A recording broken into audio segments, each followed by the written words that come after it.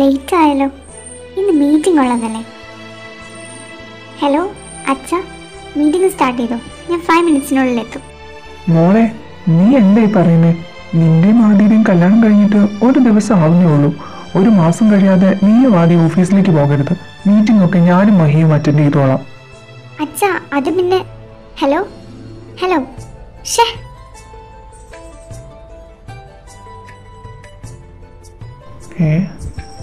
പോയോ?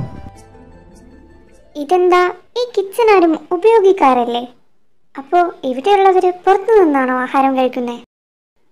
Good morning ദൃഷ്ടി മോളെ. ഓ, എൻ്റെ ഗുഡ് മോർണിംഗ് ബാഡ് മോർണിംഗ് ആയി. ആ, ഗുഡ് മോർണിംഗ് ആൻറ്റി. മോൾക്കുള്ള ടീ ടേബിളിലുണ്ടല്ലോ. ഞങ്ങളെന്നും ഫുഡ് ഓർഡർ ചെയ്താൽ കഴിക്കാറ്. ആദ്യക്ക് റെസ്റ്റോറൻറ്റ് ഫുഡൊന്നും പറ്റില്ല. അവനുള്ള ഫുഡ് മെയ്ഡ് കുക്ക് ചെയ്തുകൊണ്ട് വരും. ഇവിടെ ആരും കുക്ക് ചെയ്യാറില്ല. മെയ്ഡ് എപ്പോഴാണ് വരിക? ബ്രേക്ക്ഫാസ്റ്റ് കഴിക്കാനുള്ള ടൈം ആയല്ലോ. നമുക്കുള്ള ഫുഡ് അഭി ഓൾറെഡി ഓർഡർ ചെയ്തിട്ടുണ്ട്. പിന്നെ ആദ്യക്കുള്ള ഫുഡ് അതൊന്നും കിട്ടുമെന്ന് തോന്നുന്നില്ല. ആ മെയ്ഡിന് എന്തോ സുഖമില്ലെന്ന് പറയുന്നത് കേട്ടു. അവൻ ഇന്നൊരു ദിവസത്തേക്ക് പുറത്തുനിന്ന് കഴിക്കേണ്ടി വരും. ഔട്ട്സൈഡ് ഫുഡ് പറ്റില്ലെന്നല്ലേ പറഞ്ഞേ? ഓ, ഒരു ദിവസം പുറത്തുനിന്ന് കഴിച്ചെന്ന് വെച്ച് ചത്തൊന്നും പോവില്ലല്ലോ. മോള് വന്ന് കഴിക്കും. വേണ്ട, ഞങ്ങൾക്കുള്ളത് ഞാൻ ഉണ്ടാക്കിക്കോളാം. ആൻറ്റി പോയി കഴിച്ചോ. മോൾ ഇനി ഇവിടെ അടുക്കളപ്പണി എടുക്കാൻ പോകുവാണോ? എന്തിനാ മോളെ വെറുതെ അടുക്കളയിൽ കിടന്ന് നശിപ്പിക്കാനുള്ളതാണോ നിന്റെ ജീവിതം? അല്ല ആൻറ്റി, അടുക്കളയിൽ നിന്ന് കുക്ക് ചെയ്താൽ എൻ്റെ ജീവിതം എങ്ങനെയാ നശിക്കുക? ഇത് വേറെ ആർക്കും വേണ്ടിയല്ലല്ലോ, എൻ്റെ ഭർത്താവിന് വേണ്ടിയല്ലേ. ഞാൻ പറയാനുള്ളത് പറഞ്ഞു, ബാക്കിയെല്ലാം മോളുടെ ഇഷ്ടം. ഹോ, രാവിലെ തന്നെ വന്നേക്കുക ഓരോ കുത്തിത്തിരിപ്പും ഉണ്ടാക്കാൻ. ഹാ, നീ എഴുന്നേറ്റോ? പോത്തുപോലെ കിടന്നുറങ്ങിയിട്ട് ആ കൊച്ചിനെ ഇട്ട് കഷ്ടപ്പെടുത്തുക അല്ലേ? എനിക്ക് മനസ്സിലായില്ലോ. കിച്ചണിൽ ചെന്ന് നോക്ക്, അപ്പം മനസ്സിലാവും.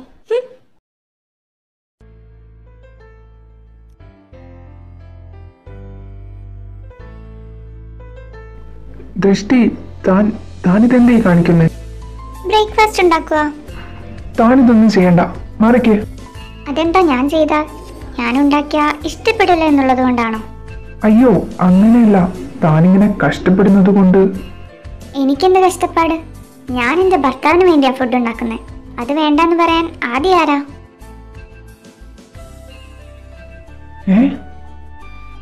ഞാനല്ലേ തന്റെ ഭർത്താവ്?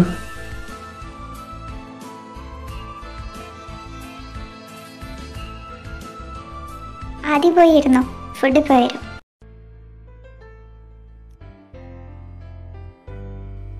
അയ്യോ, എന്തു പറ്റി? ഫുഡ് സ്പൈസി ആണോ? ഐ എം സോറി ആദി, ഞാനത് ശ്രദ്ധിച്ചില്ല. ഫുഡ് അടിപൊളി ആയിട്ടുണ്ട്. സ്പൈസി ഒന്നുമല്ല. പിന്നെ പിന്നെ എന്തു പറ്റി? എനിക്ക് വേണ്ടി ആദ്യമായിട്ടാ ഒരാളിങ്ങനെ. എന്താ ആദി ഇത്, കൊച്ചു പിള്ളേരെ പോലെ? സന്തോഷം കൊണ്ടാടൂ. Thank you so much. Aadi, thanks ഒക്കെ പറഞ്ഞ് എന്നെ ഒരു അന്യാക്കല്ലേ. ഞാൻ ആദിയുടെ വൈഫല്ലേ. പക്ഷേ ഈ വൈഫിന് ആദിയുടെ ഏജ് അറിയില്ല. ആദിക്ക് എത്ര വയസ്സുണ്ട്? 28. എന്താ, എന്തു പറ്റി? ഒന്നുമില്ല ആദിയേട്ടാ. എന്താ വിളിച്ച? അത് പിന്നെ എനിക്ക് 23 വയസ്സേ ഉള്ളൂ. ആഹാ, താനപ്പോ എന്റെ വയസ്സൊന്നും അറിയാതെയായിരുന്നു കല്യാണം കഴിച്ചേ? ആദിയേട്ടനപ്പോ എന്റെ വയസ്സറിയാമായിരുന്നോ? ആ, എനിക്കറിയാമായിരുന്നു. എന്നിട്ടെന്താ ഞാൻ പേരെടുത്ത് വിളിച്ചപ്പോ ഒന്നും പറയാഞ്ഞേ? അതിനിപ്പോ എന്താ, താൻ എന്നെ എന്ത് വിളിച്ചാലും എനിക്ക് കുഴപ്പമില്ല. എന്നാലും ഇനി ആദ്യമായിട്ടാന്ന് വിളിച്ചാൽ മതി, അത് കേൾക്കാനാ രസം.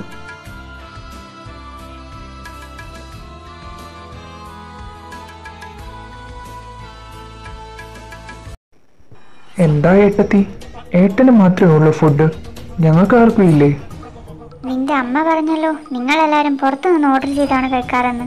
അതുകൊണ്ട് ഞാൻ എനിക്കും എൻ്റെ ഭർത്താവിനും വേണ്ടി മാത്രമേ ഫുഡ് ഉണ്ടാക്കിയുള്ളൂ. നിങ്ങൾക്ക് വേണമെങ്കിൽ നേരത്തെ പറയണേ, ഉണ്ടാക്കി തരുന്നുണ്ട് ഞാൻ. അയ്യോ വേണ്ട ഏട്ടത്തി. ഏട്ടത്തി ഇങ്ങനെ കഷ്ടപ്പെടാനാണോ ഈ വീട്ടിലേക്ക് ഏട്ടൻ്റെ ഭാര്യയായിട്ട് വന്നേ? എന്താ ഏട്ടാ ഇത്? എന്തിനാ ഏട്ടത്തിയെ കൊണ്ട് പണി ചെയ്യിപ്പിക്കുന്നേ? ഏട്ടൻ്റെ സ്ഥാനത്ത് ഞാനായിരുന്നെങ്കിൽ ഏട്ടത്തിയെ ഞാൻ പൊന്നുപോലെ നോക്കിയാനെ. അല്ല അഭിനവേ, ഭർത്താവിന് ഒരു നേരത്തെ ആഹാരം ഉണ്ടാക്കി കൊടുക്കുന്നത് അത്ര വലിയ പണിയാണെന്ന് എനിക്ക് തോന്നുന്നില്ല. പിന്നെ അഭിനവിൻ്റെ ഏട്ടൻ എന്നെ പൊന്നുപോലെ തന്നെ നോക്കുന്നത്. അതാലോചിച്ച് അഭിനവ് ടെൻഷൻ ആവണ്ട. ഏട്ടത്തി ഇങ്ങനെ അഭിനവെന്ന് വിളിച്ച് ബുദ്ധിമുട്ടണ്ട. എന്നെ അഭിന്ന് വിളിച്ചാൽ മതി. അങ്ങനെ വിളിക്കുന്നത് കൊണ്ട് എനിക്കൊരു ബുദ്ധിമുട്ടുമില്ല അഭിനവ്. വാ ആദ്യേട്ടാ, റൂമിലേക്ക് പോകാം. അഭി എൻ്റെ സ്വന്തം അനിയനല്ല എന്ന് ദൃഷ്ടിക്കറിയാമോ? ആ, അറിയാം. ആദ്യേട്ടൻ്റെ അച്ഛൻ എല്ലാം പറഞ്ഞിട്ടുണ്ട്. ദൃഷ്ടിയുടെ അച്ഛൻ ഈ പ്രപ്പോസലിൻ്റെ കാര്യം അച്ഛനോട് പറഞ്ഞത് കേട്ടപ്പോൾ ഈ കാര്യം ആലോചിച്ചായിരുന്നു എനിക്ക് ടെൻഷൻ. സത്യങ്ങളെല്ലാം അറിയുമ്പോൾ നിങ്ങളിത് വേണ്ടെന്ന് വെക്കുമെന്ന് കരുതി. എന്താ ആദ്യേട്ടാ ഇത്? ഇതൊക്കെ കേട്ട് ഞങ്ങൾ എന്തിനാ ഈ ബന്ധം വേണ്ടെന്ന് വെക്കുന്നേ? ദൃഷ്ടി, ഞാനൊരു കാര്യം ചോദിച്ചോട്ടെ? ആ, എന്താ? തനിക്ക് ശരിക്കും എന്നെ ഇഷ്ടമാണോ? താനെന്താ ഒന്നും പറയാത്തെ? ഒരു മിനിറ്റ്. ഹലോ, പറ മീനു.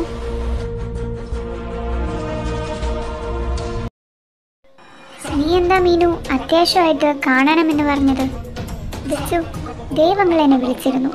ആ അഭിനവിന് നമ്മുടെ കമ്പനിയിൽ ഒരു നല്ല പോസ്റ്റും കൊടുക്കണമെന്ന്.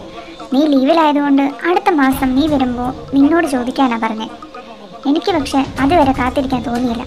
എനിക്ക് തോന്നുന്നത് അവനും അവൻ്റെ അമ്മയും കൂടി ദേവങ്ങളിനെ വിളിച്ച് സോപ്പിട്ടതായിരിക്കും ഈ ബന്ധത്തിൻ്റെ പേരും പറഞ്ഞ്. ഓ, അവിടം വരെ ആയോ കാര്യങ്ങൾ? എന്തായാലും ഒരു മാസം ഉണ്ടല്ലോ, നമുക്ക് നോക്കാം. എന്താ, നീ അവനപ്പോ നമ്മുടെ കമ്പനിയിൽ ജോലി കൊടുക്കാൻ പോകുവാണോ? എൻ്റെ മീനു, നമ്മുടെ കമ്പനിയിൽ എന്തൊക്കെ ജോലികളുണ്ട്, അതിൽ ഏതെങ്കിലും ഒന്നങ്ങ് കൊടുത്തേക്കാം.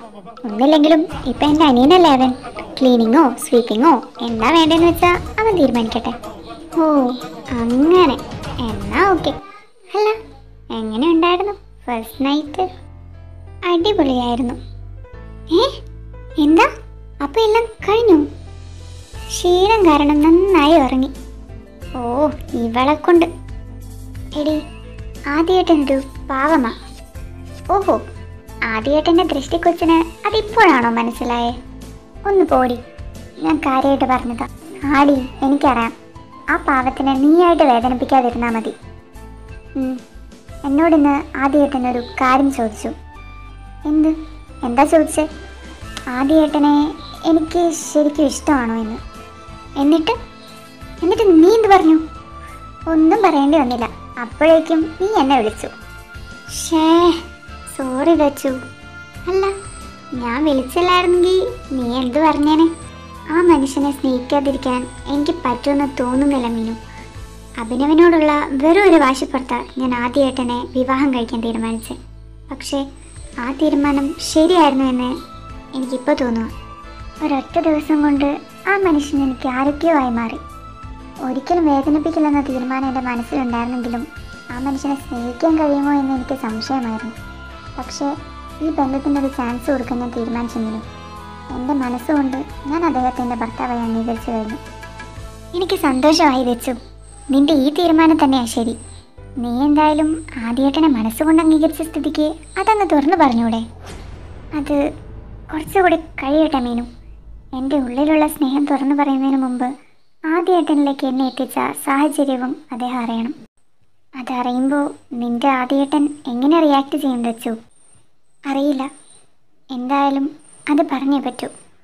എല്ലാം അറിയുമ്പോൾ ആദ്യേട്ടൻ എനിക്ക് എന്ത് ശിക്ഷ തന്നാലും അത് ഏറ്റുവാങ്ങാൻ ഞാൻ തയ്യാറാണ്.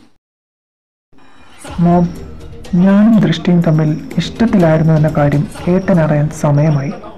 അല്ലാതെ തന്നെ അവരെ പിരിക്കാമെന്നായിരുന്നു ഞാൻ കരുതിയത്. പക്ഷേ പറ്റുമെന്ന് തോന്നുന്നില്ല. ഇതാകുമ്പോൾ കാര്യങ്ങൾ ഈസി ആയിക്കോളും. ശരി മോനെ, നിന്റെ ഇഷ്ടം പോലെ നമുക്ക് ചെയ്യാം. മമ്മ, ദേ ഏട്ടൻ വരുന്നുണ്ട്. മമ്മക്കൊരു കാര്യം അറിയാമോ? ഏട്ടൻ കല്യാണം കഴിക്കുന്നതിന് മുമ്പ് ദൃഷ്ടി എൻ്റെ ഗേൾഫ്രണ്ട് ആയിരുന്നു. എന്താ, സത്യമാണോ മോനെ? അതെ മമ്മ, ചെറിയൊരു മിസ്അണ്ടർസ്റ്റാൻഡിങ്ങിന്റെ പേരിൽ പിരിയേണ്ടി വന്നതാണ് ഞങ്ങൾക്ക്. എന്നോടുള്ള ദേഷ്യത്തിന് ദൃഷ്ടി ഏട്ടനെ വിവാഹം ചെയ്തേ. അയ്യോ മോനെ, പാവമാതി. അവൻ ഇതൊന്നും അറിയുന്നില്ലല്ലോ. അപ്പോ ദൃഷ്ടിക്ക് ഇപ്പോഴും നിന്നെ ഇഷ്ടമാണോ? അതെ മമ്മ. എന്നാലും ഒരാളെ മനസ്സിലിട്ടാണോ അവൾ വേറെ ആളെ വിവാഹം ചെയ്തേ? നീ എന്തായാലും അവളെ മറന്നേക്കാപ്പി. ഇങ്ങനെയായ സ്ഥിതിക്ക് അവൾ ആദ്യം കിട്ടിയ താലി കഴുത്തിലിട്ടുകൊണ്ട് മറ്റൊരുത്തൻ്റെ കൂടെ പോയി കിടക്കില്ലെന്ന് എന്താ ഇത്ര ഉറപ്പ്? മതി, നിർത്ത്. എന്റെ ഭാര്യയെ കുറിച്ച് ഇനി ഒരു അക്ഷരം പറഞ്ഞ നിങ്ങളുടെ നാവിനെ പോയി ഇതെടുക്കും.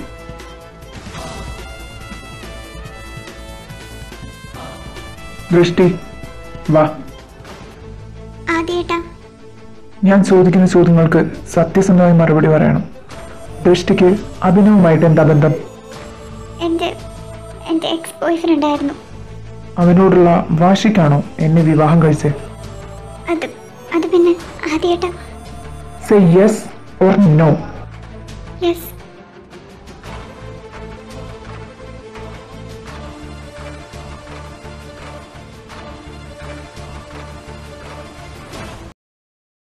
എടാ ആദി, എന്താ, എന്തു പറ്റി? ഞാനവളെ സ്നേഹിച്ചു പോയടാ. പക്ഷെ എൻ്റെ സ്നേഹം അത് വെറുതെ ആയിപ്പോയി. എടാ, നീ ഇങ്ങനെ കരയാതെ. ഇതിന് പിന്നെ വേറെ എന്തെങ്കിലും റീസൺ കാണും. ആ റീസണാണ് ഞാൻ നിന്നോട് പറഞ്ഞേ, അഭിനവനോടുള്ള വാശി. അതാണ് റീസൺ. Dam it. ആദ്യം നീ ഒന്ന് റിലാക്സ് ആവ്. നമുക്കൊരു വഴി കണ്ടുപിടിക്കാം. എന്ത് വഴി? അഭിനവും അവൻ്റെ അമ്മയും ഓരോന്ന് പറഞ്ഞു കേട്ടപ്പോൾ ഞാൻ അത്ര കാര്യമാക്കിയില്ല. പക്ഷെ അത് അവളുടെ വായിൽ നിന്ന് കേട്ടപ്പോൾ എനിക്ക് സഹിക്കാൻ കഴിഞ്ഞില്ലടാ. ആദി, നീ ഇങ്ങനെ വിഷമിക്കലേടാ. എന്തായാലും നീ വീട്ടിലേക്ക് ചെല്ല്. ദൃഷ്ടി അവിടെ ടെൻഷൻ അടിക്കുന്നുണ്ടാവും. ഒന്നില്ലേലും നിന്റെ ഭാര്യയല്ലേ. പോരാത്തതിന് നീ അവളോടൊന്നും പറയാതെയല്ലേ ഇറങ്ങി വന്നേ. ചെല്ല്, നീ അവളോട് പോയി സംസാരിക്കും. ആദ്യേട്ടാ, ഫുഡ് എനിക്ക് വേണ്ട. എനിക്ക് ഒന്ന് സംസാരിക്കണമായിരുന്നു. ഇപ്പൊ പറ്റില്ല. എനിക്ക് നല്ല തലവേദന. ഒന്ന് കിടന്നാൽ കൊള്ളായിരുന്നു.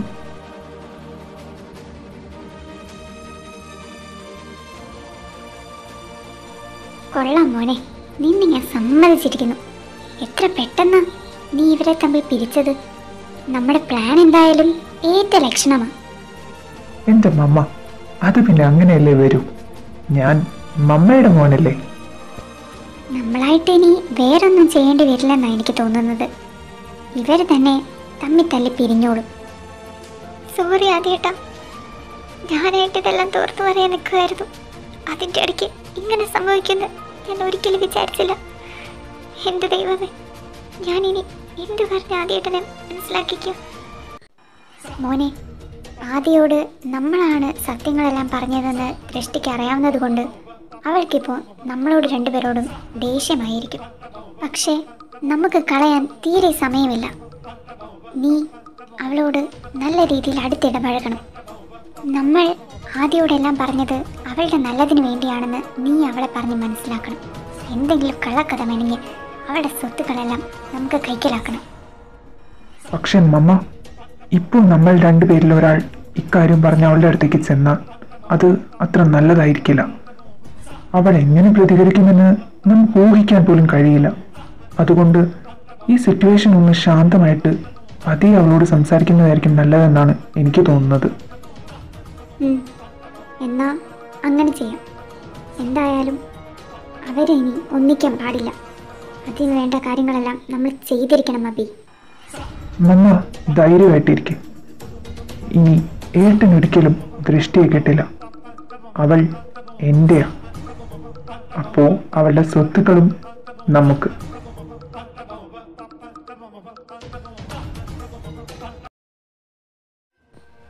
ആദ്യേട്ടാ,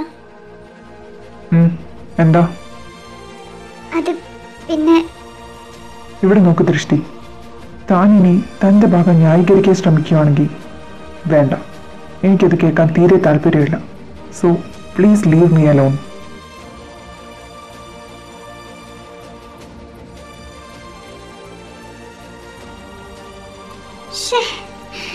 ഞാനിനി എന്ത് ചെയ്യും? എത്രയൊക്കെ ശ്രമിച്ചിട്ടും ആദ്യേട്ടനോടൊന്നും സംസാരിക്കാൻ പറ്റുന്നില്ലല്ലോ.